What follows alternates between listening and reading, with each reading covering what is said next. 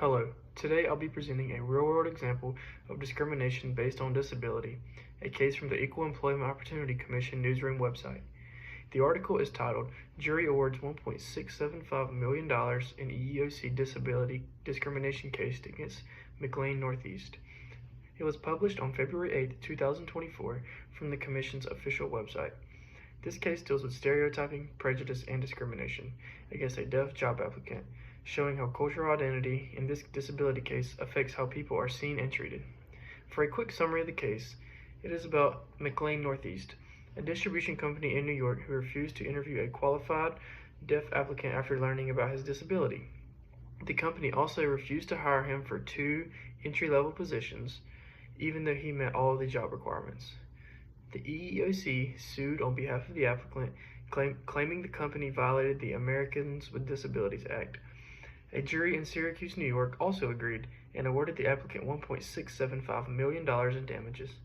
The breakdown included $25,000 in back pay, $150,000 for emotional distress, and $1.5 million in punitive damages. The EEOC's General Counsel said the verdict sends a loud and clear message that discriminating against deaf applicants is illegal and completely unacceptable. This clearly shows stereotyping, the assumption that a deaf person cannot work in a warehouse or that it would be too difficult to accommodate.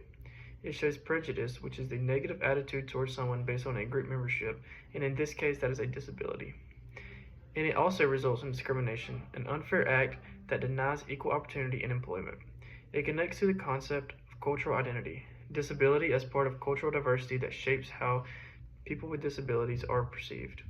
This also demonstrates ableism, a form of bias where people with disabilities are considered normal and those with disabilities are seen as less capable.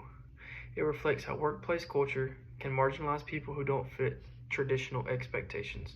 The company's refusal to even interview the candidate shows exclusion happening before any job performance could even be evaluated, and that's systematic discrimination. This verdict truly highlights why laws like the ADA and agencies like the EEOC exist, to protect fairness and inclusion in the workplace and for employees. It reminds organizations that diversity includes people with disabilities, and inclusion means giving everyone an equal opportunity to be seen, heard, and respected.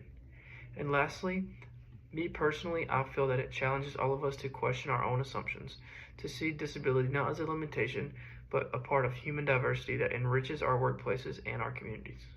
Thank you.